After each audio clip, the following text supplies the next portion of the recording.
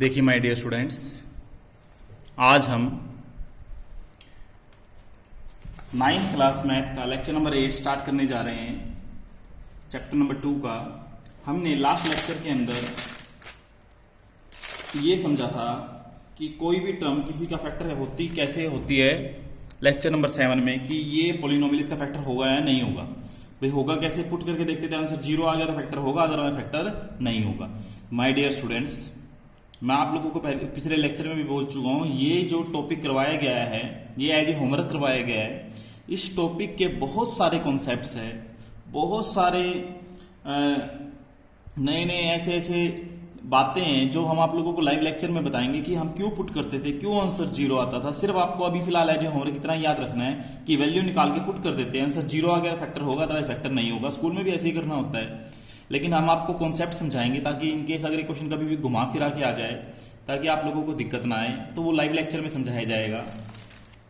तो chapter number 2 lecture 8 9th class math के अंदर जो नया टॉपिक स्टार्ट करने जा रहे हैं वो भी फैक्टर से जुड़ा हुआ है।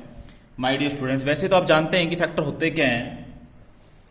फैक्टर जैसे मान लीजिए अगर मैं एक नंबर की बात करूं, 15 की बात करूं, तो इसके 3 और 5 ये क्या होंगे, इसके फैक्टर होंगे।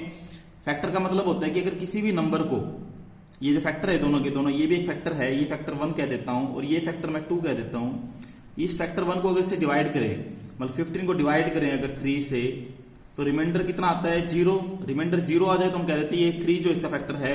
इस तरह 5 को फिर डिवाइड करके देखो, 5 को कंप्लीटली डिवाइड कर रहे हैं तो ये रिमाइंडर आ रहा है 0, तो रिमाइंडर 0 5 इसका क्या होगा, फैक्टर होगा। इसी प्रकार से अगर मान लीजिए मैं कह देता हूं माय डियर स्टूडेंट 63 दे रखा है, तो मैं कहता हूं 3 इंटू में 7, तो 3 भी इसका फैक्टर होगा, 3 भी इसका फैक्टर होगा, 7 भी इसका फैक्टर होगा। क्यों होगा, क्योंकि ये तीनों के तीनों नंबर अलग अलग इंडिविजुअली इसको डिवाइड करते हैं। पॉलिनोमियल में बात करूं तो पॉलिनोमियल में जैसे अगर मान लीजिए x² प्लस में 7x प्लस में 10 दे रखा है, आपको स्प्लिटिंग द मिडिल टर्म से जब करोगे तो इसके ये दो नंबर आ जाएंगे, तो ये दोनों इसके फैक्टर होंगे। फैक्टर ये पूरा का पूरा फैक्टर 1 होगा और ये पूरा का पूरा फैक्टर 2 होगा। इसमें तो हम बाय टेबल चेक कर लेते थे कि ये इसका फैक्टर होगा या नहीं होगा, ये भी चेक कर लेते थे ये इसका फैक्टर होगा या नहीं होगा। इसमें कैसे करेंगे, इसमें डिवाइड द पॉलिनोमियल से। डिवाइड द पॉलिनोमियल से कैसे करते हैं, x प्लस 5 इसका फैक्टर होगा या नहीं होगा, कि x² प्लस में 7x प्लस में 10, x प्लस 5 से डिवाइड कर लेते थे। अगर रिमाइंडर 0 आ गया, मैं दोबारा बोल रहा हूं, अगर रिमाइंडर 0 आ जाता है डिवाइड करने के बाद, तो हम कह देंगे x प्लस 5 इसका फैक्टर होगा, अदरवाइज इसका फैक्टर नहीं होगा। इसी प्रकार से यहां पे अगर बात करें x प्लस 2, x² प्लस में 7x प्लस में 10, ये इसका फैक्टर होगा या नहीं होगा। तो अब कैसे करते थे, इसको चेक करके देखते थे। अगर x प्लस 2 से अपने इसको डिवाइड करा और रिमाइंडर अगर आखिरी में 0 आ जाए, माय डियर स्टूडेंट्स, अगर रिमाइंडर आखिरी में आप लोगों का यहाँ पे 0 आ जाए तो आप कह दोगे x प्लस 2 इसका फैक्टर होगा, अदरवाइज फैक्टर नहीं होगा। तो मैं कहना क्या चाहता हूं कि फैक्टर चेक करने का वैसे एक बेसिक मेथड क्या होता है, रिमाइंडर 0 आना चाहिए। अगर रिमाइंडर 0 आता है तो फैक्टर होगा, अदरवाइज फैक्टर नहीं होगा। दूसरा मेथड मैंने आपको बता ही दिया है। अगर ये इसका चेक करना है फैक्टर, तो x प्लस 5 इक्वल टू 0 रखो, x plus 5 equal to x equal to minus 5 आ गया और माइनस 5 इसमें पुट कर दो। अगर 0 आ गया तो हम कह देंगे फैक्टर है, अदरवाइज फैक्टर नहीं है। लाइव लेक्चर में इसको बहुत डिटेल में बताया जाएगा आप लोगों को, लेकिन फिर भी आप लोगों को एक बार थोड़ा बहुत तो समझिए। x प्लस 2 को 0 के इक्वल रखिए, x इक्वल टू माइनस 2 आएगा, माइनस 2 पुट कर दीजिए, 0 आ गया अगर मान लीजिए आंसर, तो आप कह दोगे फैक्टर है होगा x प्लस 2, अदरवाइज फैक्टर नहीं होगा। तो फैक्टर के बारे में कुछ आपको पता भी लगा, कुछ पूछे तो आप कह सकते हो कि अगर मान लीजिए सर कोई पूछे कि हाँ भी आप बताइए कि x प्लस 5 से फैक्टर होगा या नहीं होगा, तो पहला मेथड तो क्या होता है, लॉन्ग डिवीजन से, ये रिमाइंडर 0 आ गया तो फैक्टर है, अदरवाइज फैक्टर नहीं होगा। दूसरा मेथड क्या होता है, वैल्यू निकाल के पुट कर दीजिए। अगर आंसर 0 आ जाए तो आप कह दोगे कि फैक्टर होगा, जैसे आपने पिछले लेक्चर में किया था, वैल्यू निकाल के पुट कर दिया, 0 आ गया तो फैक्टर होगा, अदरवाइज फैक्टर नहीं होगा। तो माय डियर स्टूडेंट्स, अब जो टाइप करने जा रहे हैं वो टाइप देखिएगा। टाइप में क्या होगा, आपको क्वेश्चन कुछ इस प्रकार से गिवन होगा,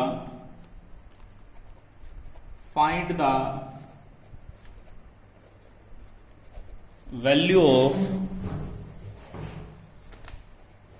के if x plus 5 is factor of x² plus 7x plus 10। वो कहेगा कि k की वैल्यू निकालिए जब के दे रखा आप लोगों को x प्लस 5 जो होगा वो क्या, find the value of k if x plus 5 is a factor of x square plus में kx प्लस में 10। वो कह रहा है कि x प्लस 5 इसका फैक्टर दे रखा है। x प्लस 5 हमें यहाँ पे जो दे रखा है वो हमें इसका फैक्टर दे रखा है x square plus kx plus में 10 का। वो कहता है k की वैल्यू निकालिए। यहाँ पे k की वैल्यू क्या होगी, तो इस तरह की वैल्यू को हम कैसे निकालते हैं। सबसे पहला स्टेप क्या होगा, जो लीनियर पॉलिनोमियल है उसको 0 के इक्वल रखिए। जैसे पीछे रखते थे x इक्वल टू -5 आ गया। स्टेप 2 क्या होगा माय डियर स्टूडेंट्स, जो भी x स्क्वायर प्लस में kx प्लस में 10 है उसको px मान लीजिए। px मान लिया हमने। यहां पे तुरंत जो -5 आया है उसको x की जगह पुट करके 0 के इक्वल रख दीजिएगा। x की जगह -5 इक्वल टू 0। क्यों? क्योंकि ये इसका फैक्टर दे रखा है। अगर ये इसका फैक्टर है, ऑलरेडी हमें यहाँ पे दे रखा है, चेक नहीं करना, चेक तो पीछे वाले लेक्चर में करना था। यहाँ पे ये हम इसका फैक्टर दे रखा है। अगर ये इसका फैक्टर है तो नेचुरल सी बात है कि जब हम यहाँ से वैल्यू निकाल के पुट करेंगे तो आंसर कितना आएगा, 0। मतलब x प्लस 5 इक्वल टू 0 करके x इक्वल टू -5 आया, तो -5 जब इसमें पुट करेंगे तो आंसर क्या आएगा, 0। आप समझ रहे हैं मेरी बात को कि फैक्टर होता है तो हमेशा आंसर क्या आता है, 0। तो इस तरह मैंने x की जगह -5 करके आंसर क्या रख दिया, 0। x की जगह -5 तो यहाँ पे x की जगह इसमें -5 कर दीजिए। जहां जहां x है वहां -5 कर दीजिए। पहले क्वेश्चन में आप लोगों को सिर्फ 10% समझ में आना चाहिए। नेक्स्ट क्वेश्चन में आपको ज्यादा अच्छी तरीके से समझ में आएगा। 25 -5k plus 10 equal to 0। 35 minus में 5k प्लस इक्वल टू 0। तो 35 इक्वल टू 5k आ गया माय डियर स्टूडेंट्स। यहां से आप जब इसको सॉल्व करोगे तो 5k इक्वल टू 35 है, तो k की वैल्यू आ गई माय डियर स्टूडेंट्स यहाँ पे 7 आ गई। तो आप क्या दोगे, यहाँ पे जो क्वेश्चन दे रखा था हमें यहाँ पे जो क्वेश्चन दे रखा था कि find the value of k, तो k की वैल्यू कितनी आ गई, 7। तो k की वैल्यू जब यहाँ पे 7 होगी तभी ये इसका फैक्टर होगा, अदरवाइज इसका फैक्टर नहीं होगा। आंसर क्या आएगा, k इक्वल टू 7। मैं दोबारा बता रहा हूँ। स्टेप 1 क्या होगा, सबसे पहले जो लीनियर पॉलिनोमियल दे रखा है उसको 0 के इक्वल रख दीजिए। सेकंड नंबर पे इसको px मानिए। अगर y में होता तो py मान लेते। z में अगर होता है पूरा पॉलिनोमियल तो pz मान लेते। px मानने के बाद जो वैल्यू आई है उसको पुट करके इक्वल टू 0 रख दीजिएगा। पुट करके इक्वल टू 0, क्योंकि आंसर तो 0 ही आता है क्योंकि ये इसका फैक्टर दे रखा है। तो उसके बाद आप सोल्व करेंगे तो आप लोगों का क्या आ जाएगा, k की वैल्यू आ जाएगी। मैं सेकंड क्वेश्चन करा के दिखाता हूँ, एक बार आप इसको देख लीजिए। अगर आपको कोई भी चीज अगर समझ में नहीं आई हो तो आप लोग मुझसे पूछ सकते हैं।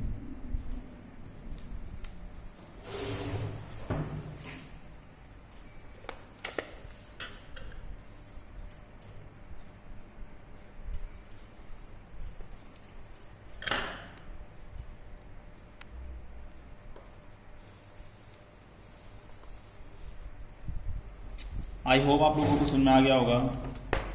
सेकंड पार्ट देखते हैं इसका। सेकंड क्वेश्चन देखते हैं।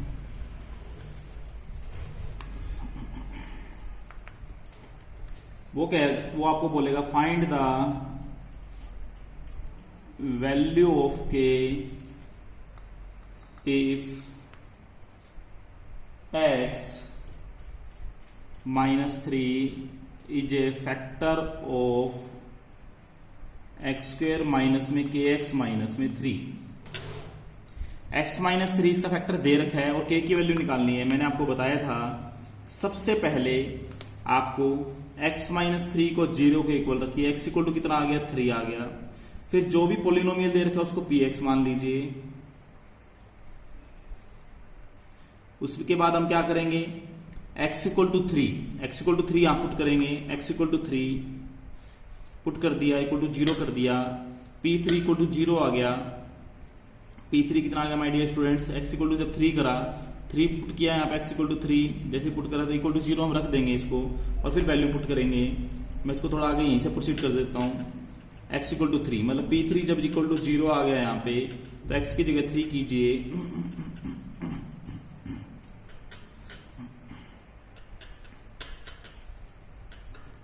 9 माइनस 6 माइनस में 3 का इक्वल टू 0, 6 इक्वल टू 3 क्या आ गया माय डियर स्टूडेंट्स।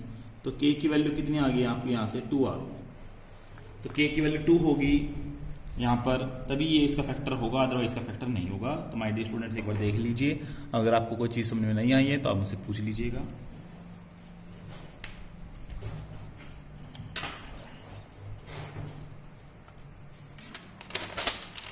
आगे देखते हैं, एग्जाम्पल नंबर 12 की तरफ चलते हैं। एनसीईआरटी के अंदर फाइंड द वैल्यू ऑफ के if x minus 1 is a factor of 4x cube plus 3x square minus में 4x प्लस में k। तो कैसे करेंगे माय डियर स्टूडेंट्स? स्टेप 1 क्या होगा? x माइनस 1 को 0 को इक्वल रखिए, x इक्वल टू कितना आ गया? 1 आ गया। स्टेप 2 क्या होगा? जो भी पॉलिनोमियल दे रखा है px 4x क्यूब प्लस में 3x स्क्वेयर माइनस में 4x प्लस में k आपने पुट कर दिया। मैंने कहा था x की वैल्यू 1 करके इक्वल टू 0 रख दीजिएगा, x की वैल्यू 1 रख दी और मैंने इक्वल टू 0 रख दिया। क्यों रख दिया? क्योंकि ये इसका फैक्टर दे रखा था, अगर फैक्टर होगा तो हमेशा क्या आएगा? 0 आएगा। तो 4x की जगह 1, 3x की जगह 1, x की जगह 1 प्लस में k इक्वल टू 0। 1 की पावर 3 1 हो गया तो 4 हो गया, प्लस में 3 माइनस में 4 प्लस k इक्वल टू 0। 4 से 4 कट गया यहाँ पे, तो 3 प्लस में k equal to my dear students 0 आ गया यहाँ पे। तो k इक्वल टू क्या आ गया माय डियर स्टूडेंट्स? यहाँ से कितना आ गया? -3 आ गया। तो k की वैल्यू यहाँ से क्या आ गई? -3। देख लीजिए, अगर आपको कोई चीज समझ में नहीं आई हो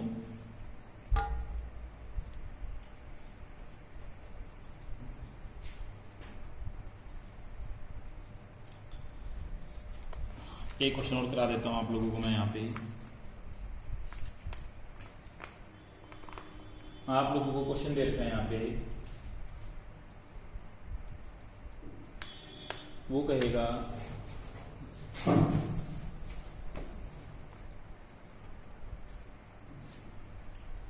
फाइंड द वैल्यू ऑफ के if x plus 1 is a factor of x cube plus में 8x स्क्वेयर प्लस में 16x प्लस में 9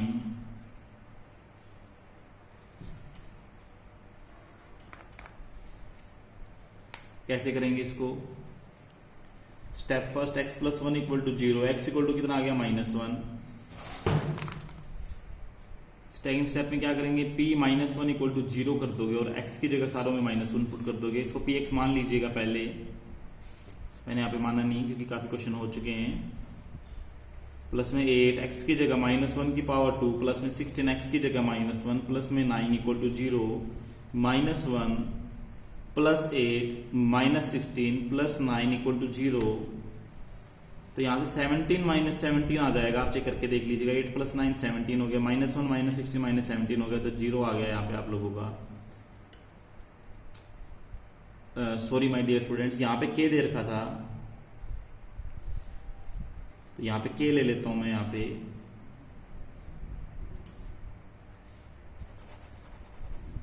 तो -1 -16 -17 हो गया, -17 plus 8 plus k equal to 0 आ गया। आप जब इसको सोल्व करोगे तो यहां से आ जाएगा -9 प्लस k इक्वल टू 0। तो k इक्वल टू 9 आ गया माय डियर स्टूडेंट्स। यहाँ पे k दे रखा था माय डियर स्टूडेंट्स, आप थोड़ा देख लीजिएगा। अगर आप लोगों को अगर कोई मिस्टेक हो तो आप प्लीज फोन करके मुझसे शेयर कर लीजिएगा,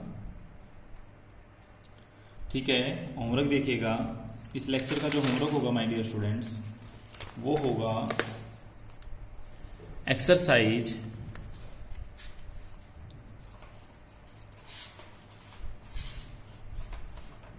2.4 का क्वेश्चन नंबर 3। एक्सरसाइज 2.4 में क्वेश्चन नंबर 3 करना होगा आप लोगों को। और इसके अलावा आप लोगों को कुछ आइडेंटिटीज और दी जा रही है ताकि आप लोग उसको कर सकें। मैंने 6 आइडेंटिटीज पिछली बार लिखवाई थी, 6 के बाद कुछ आइडेंटिटीज और लिखवाई जा रही है आप लोगों को 7वें नंबर पे।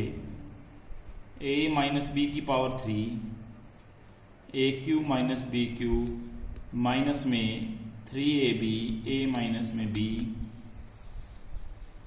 इसकी जो सेकंड नंबर पे होगी ए क्यू माइनस में बी क्यू माइनस में 3a² b प्लस में 3ab की पावर 2। 8th नंबर पे जो आइडेंटिटी होगी